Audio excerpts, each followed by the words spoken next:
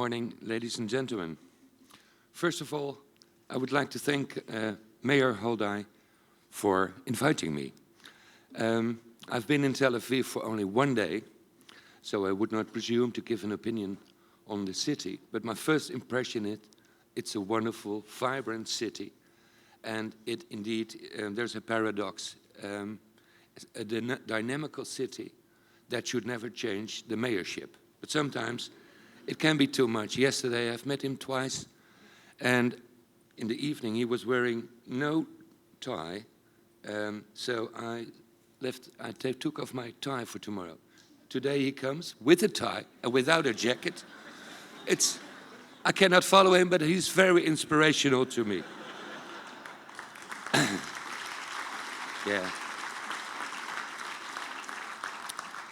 Ladies and gentlemen, there was a time when Amsterdam was a place of refuge for a large number of foreigners who had no freedom of religion in their own country. Among them were many Jews from Spain and Portugal and later on from Eastern Europe. And they were able to build synagogues in Amsterdam because tolerance was a major benefit of living in the 17th century trading city of Amsterdam. One grandson of Jewish refugees who made the tolerance that he found in Amsterdam a key element in his philosophy was Baruch Spinoza. His statue stands in front of the window of my office in Amsterdam, only 10-15 meters away. He symbolizes the tolerance of Amsterdam, where it is precisely the mix of different opinions and cultures that creates an atmosphere of innovation, growth and hope. The goal of the state is freedom, is the fabulous quote on the statue in front of my office. The goal of the state is freedom. When leafing through the history of our relationship, I came across a quote by one of my predecessors, Mayor van Hol. In 1960, he attended a conference for mayors here in Tel Aviv. He thought that Tel Aviv was very impressive. I quote, "Despite the very high rate of growth, people are mastering a multitude of problems. And if there's a difficulty that has to be solved, such as the fact that the sewers still empty into the sea in front of Tel Aviv, people know that such an obstacle will also be overcome in a very short space of time." End of quote. Ladies and gentlemen, that quote brings me neatly to the theme of this summit. You're meeting here to talk about innovation, about smart solutions, and about what government and business should contribute to this. Now, I've been a mayor for only 5 years, Ron, and I've never met a mayor in the world, and I travel quite a lot, who is not a mayor of a smart city. It seems to me, that's true. Oh, you should not applaud too loud for that. It seems to me Tel Aviv was already pretty smart in 1960, only it wasn't called that then. I like to talk about the basics now. What does innovation mean and what is it needed for? Why must cities be smart? Now, I don't pretend to be an expert in this. Talent, technology, market and finance, I leave it to you. But I'm just a simple mayor of a city that is often smart and sometimes pretty stupid. But I do think that Amsterdam has a number of characteristics that merit further examination when it comes to innovation. I mentioned 5 things. Firstly, it seems that innovation works only if a real problem has to be solved. The more complicated and urgent the problem is, the more innovative people must be in finding solutions. Sustainability, for instance, is an example of a problem that was not regarded as very urgent for a long time. And therefore, there were no smart solutions on a large scale. And now it's a vital necessity. If the growing cities do not want to succumb to pollution and flood, smart solutions will have to be found. Now one smart startup after another is coming up with sustainable solutions. And not just young startups either, but also, for example, the Amsterdam Waste-to-Energy company, which converts the waste produced by Amsterdammers into electrical power. Yes, ladies and gentlemen, all our trams and buses, they drive on waste. Secondly, you probably know from the heart of former American President Bill Clinton, it's the economy, stop it. And Neelie Kroes, former European Commissioner, today a highly esteemed special envoy of the Dutch government for startups, once aptly paraphrased this as, "It's a citizen, stupid." Putting the citizen first is not an empty slogan. Innovation must benefit the citizens. Innovation must be bottom-up and come from society. It's about people to people. And it is precisely in societies that are a melting pot of different opinions, cultures, and backgrounds, where the goal of the state is freedom, according to Spinoza, that ideas and initiatives come from the bottom. Innovative concepts that center on sharing are a very successful thing in such societies. Amsterdam, here comes the chauvinistic mayor, shares more through innovative platforms, cars, houses, and processions than any other city in the world.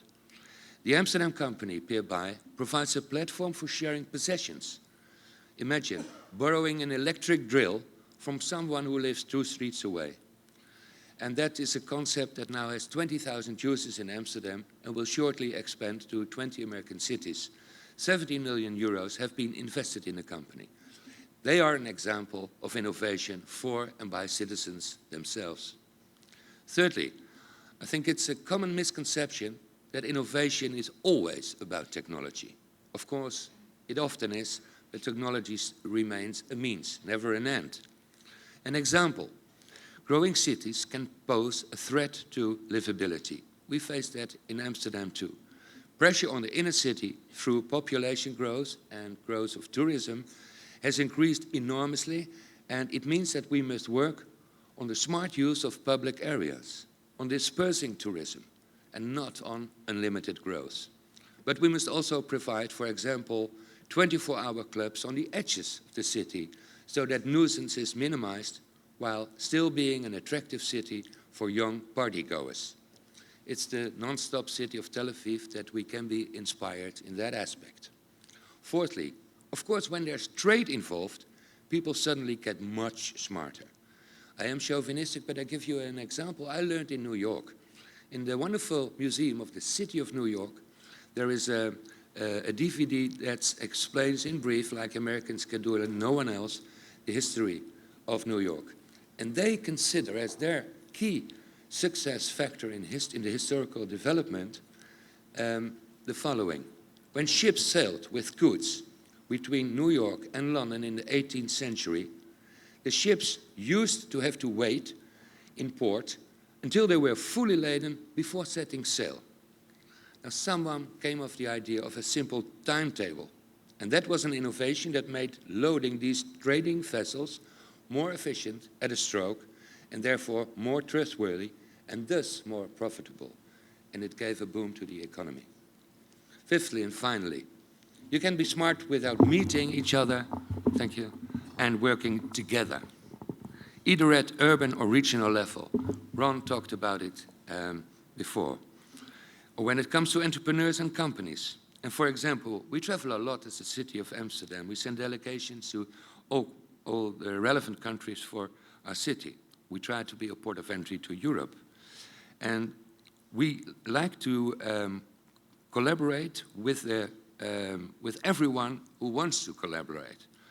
We take representatives of other regions with us in the plane, such as Wageningen, which is one of the top areas in the world when it comes to food and food innovation. Or Rotterdam, with its world-class port.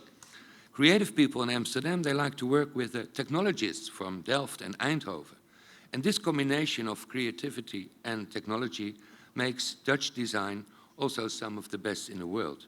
And these are only a few of many examples, but it comes to working together.